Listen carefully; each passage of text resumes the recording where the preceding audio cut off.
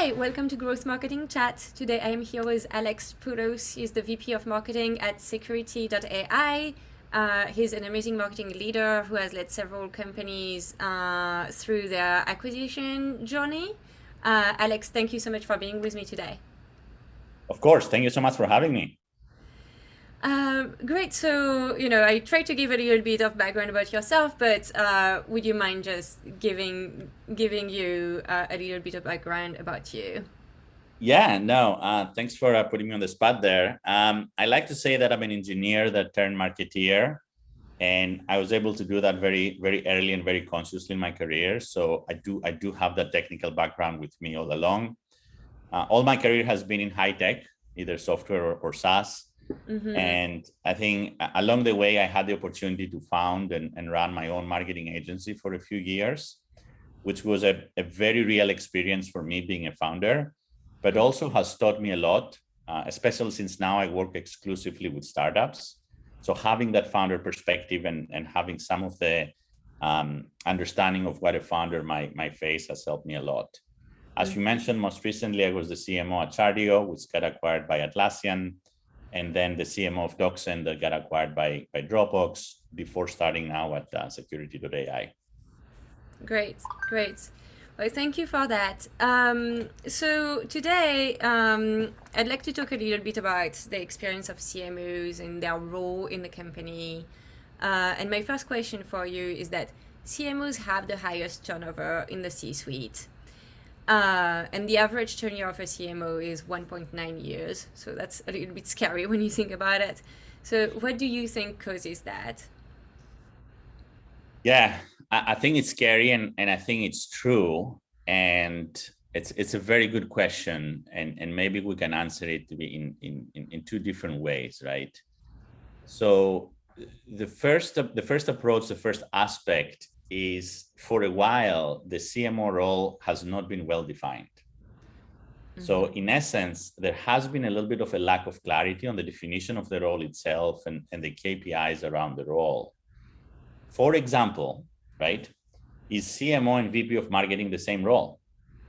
I would say they're not. They're not even close. Like, while the VP of marketing is leading the marketing organization, which means in most cases, they're given a product or a service and they just have to market it. The CMO role includes a lot more, right? Includes some business acumen across organization, vision about the market, how to innovate with a product, how to chart corporate direction, right? So it's a much wider role. But the early CMO hires were really good marketeers, VPs of marketing, that had to get promoted. And unfortunately, they lacked those additional dimensions and competencies of the CMO role. And inevitably, they started falling short in the C-suite, fairly quickly, right? That's the one aspect, right? The other aspect, and we need to take, responsibility as marketeers, is that we sometimes give marketing a bad name ourselves. And that goes all the way to the top when you talk about C-suite. I mean, let me give you an example. Today, every CMO should be talking about revenue. Yeah. That's it. Our KPIs should be about revenue. Our strategies should be about revenue. Our reports to the board, to the executive team, should be about revenue.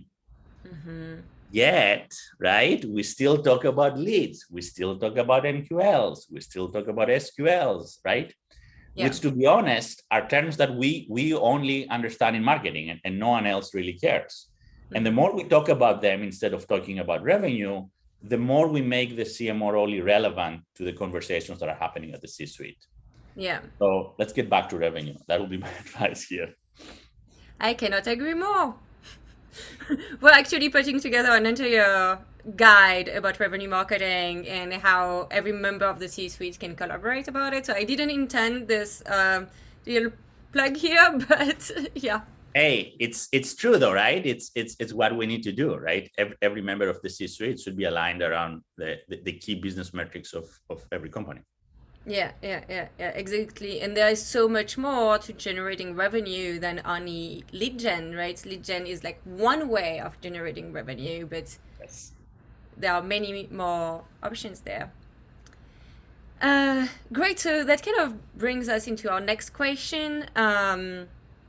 So in your experience, how can CMO build trust with the CEO, the CFO, and the board? Yeah. First of all, let me say that I'm very passionate about the CMO role. I think it's the most interesting role in the company, because you need to understand the market. You need to understand your products, your customers, your competitors, your go-to-market motions. You need to be a champion both internally and externally, right? And you need to partner with almost every C-level exec, right? It's not just the CEO and the CFO. You need to be in touch with the chief revenue officer, the chief sales officer, the chief product officer. In a lot of cases, you need to understand data, so the chief data officer. So it's a very multidimensional role. So when you ask me what can we do to build trust at the C-suite, right? I boil it down into four things, right? The first one is ownership. And I think, we just talked about that, like own some business numbers. Yeah. I will start by revenue, right? But then, as you said, revenue is not just new business, right? The CMO cares about new business, but we also need to care about retention and expansion and ongoing revenue, right? The second one is, I have to say, accountability, right? We need to hold ourselves accountable and the marketing organization accountable for these numbers. Yeah. Right? Setting proper expectations, right? There's a lot of times when the CMO is the most optimistic C-level member, right? Why is that? Why can't we set proper expectations? We have to be transparent about what's working and what's not. And as comfortable as it may be, let's be clear and upfront if we're not hitting our numbers. Yeah. And to be honest, I think we can learn a lot from chief revenue officers or chief sales officers here about accountability. Does that make sense? Yeah. I mean, there's nothing worse than not, forecasts are forecasts, right? Sometimes you're not going to hit them. Exactly. If you can't learn from it, and if you can't readapt your plan and as you said, right, be accountable. If you try to hide it, you're not going to do better next quarter for sure. Exactly, right. And we sometimes, I don't want to generalize here, but sometimes we hide it, sometimes we change definitions for us, right? So I will start with ownership and accountability, and then I will say alignment, right? We talked about alignment a little bit, but more than any other role, with the exception of maybe the CEO or the COO, the CMO needs to continuously pursue alignment, right? Within the broader company. And alignment to achieve both short-term goals, like how do I hit my revenue this quarter, but also long-term goals, right? How would my strategy be 12 or 18 months down the line, right? Because my life is not going to end this quarter, right? I need to be thinking about the organization, about the products to the market, about how the market evolves in a longer-term horizon. And the last and fourth element about what the CMO needs to do to build trust is around data orientation. And this is something I'm very passionate myself. I don't want to say that the CMOs are falling behind here, but especially in B2B, we're not leading data conversations either, right? And now more than ever, if you want to win the trust of your board or of your executive team, you have to go and bring data to the table, right? You can't go with a gut feeling or a creative. You need to be supported. You need to be led by data. Does that make sense?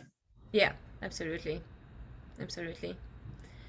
All right. Awesome. Thank you. That was fantastic. My last question for you, and I love asking this question, is what is one of the most important lessons you've learned as a marketing leader?